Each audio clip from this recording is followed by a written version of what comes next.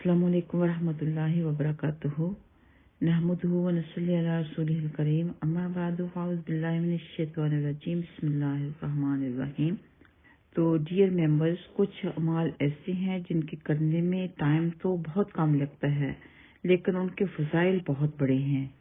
जैसे कि पूरे दिन में हम अपने फर्जी नमाज के अलावा 12 और रकातें पढ़ते हैं, फिर जोहर के वक्त 6 सुन्नत के अलावा 2 एक्स्ट्रा और नफल पढ़े जाएंगे तो क्या दर्जा मिलेगा, क्या फजीलत होगी।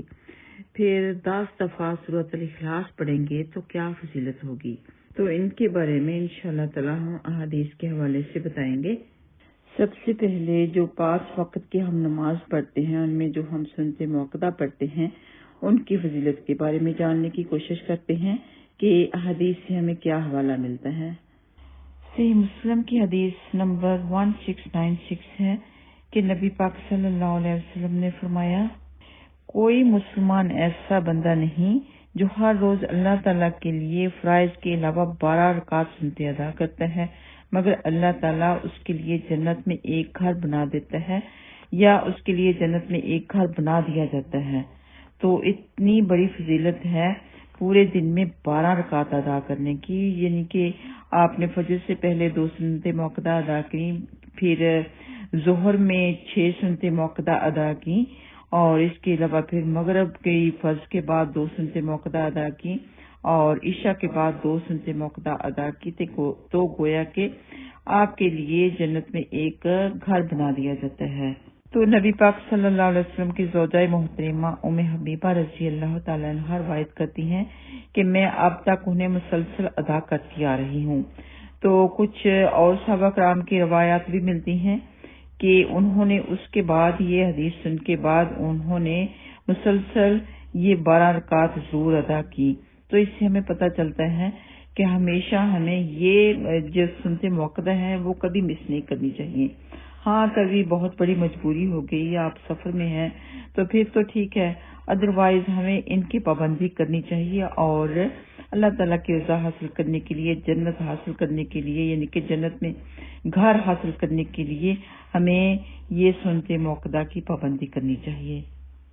अब देखते हैं कि वो कौन सा अमल है जिसके करने से दोज़ख की आग हराम हो जाती है। तो अबू दाऊद की हदीस नंबर 1269 है कि नबी पाक सल्लल्लाहु अलैहि वसल्लम ने फरमाया, जो शख्स ज़ोहर से पहले की 4 रकातों और बाद की 4 रकातों की पाबंदी करेगा उस पर जहन्नम की आग हराम हो जाएगी। तो मतलब ये कि जैसे हम सुन्नतें मुअक्कदा कभी नहीं छोड़ते, ऐसे ही ज़ोहर की सुन्नतें मुअक्कदा के बाद एक्स्ट्रा जो कोई और 2 नफल पढ़ लेगा तो उस पर इंशाअल्लाह ताला जहन्नम की आग हमेशा के लिए हराम हो जाएगी। यानी कि आपने जोहर के फर्ज से पहले 4 सुन्नतें मुअक्कदा पढ़ी, बाद में 4 फर्ज पढ़े, फिर सुन्नतें मुअक्कदा पढ़ी 2, फिर उसके बाद 2 और नफल पढ़ लिए तो वो भी सुन्नती कहलाते हैं एक्चुअली।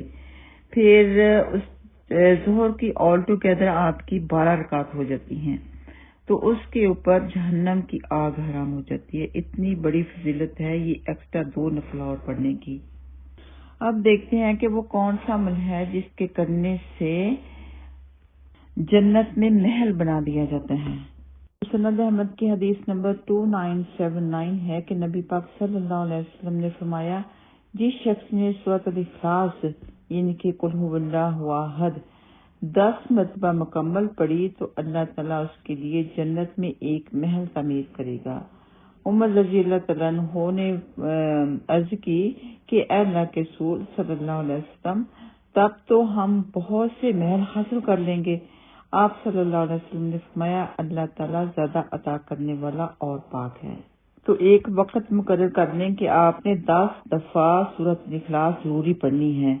तो वैसे तो ये हदीस भी मिलती है कि जिसने 3 दफा पढ़ी गोया कि उसने एक कुरान पाक मुकम्मल कर दिया, लेकिन अगर आप 10 मरतबा पढ़ेंगी तो इस हदीस के मुताबिक आपके लिए जन्नत में महल तैयार किया जाएगा। तो गोया कि आपने एक तो जन्नत में महल हासिल करने की फजीलत हासिल की और दूसरे जो कि हदीस है कि जिसने 3 दफा सूरत इखलास पढ़ी उसने गोया कि एक कुरान पाक पढ़ लिया कि इतना सवाब उसने पा लिया।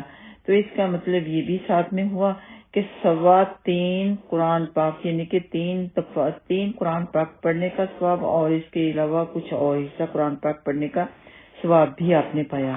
ساتھ ہی 10 مرتبہ یہ سورۃ الاخلاص پڑھ لی تو پھر تسلی رہتی کہ میں نے یہ بھی عمل کر لیا، اور اس امید میں انسان سارا دن رہتا ہے کہ میرے لیے ایک جنت میں محل تعمیر ہوگا. اور ہمیشہ یہ دعا بھی کرنی چاہیے کہ اللہم انی اسألک جنت الفردوس بغیر حساب، کہ اے اللہ میں جنت الفردوس کا سوال کرتی ہوں بغیر حساب کے، کہ بغیر حساب کے اللہ مجھے جنت الفردوس میں داخل کر. اللہ تعالیٰ سے دعا ہے کہ اللہم غشنا برحمتک، کہ اے اللہ تعالیٰ ہم سب کو اپنی رحمت سے ڈھانپ لے. السلام علیکم ورحمۃ اللہ وبرکاتہ.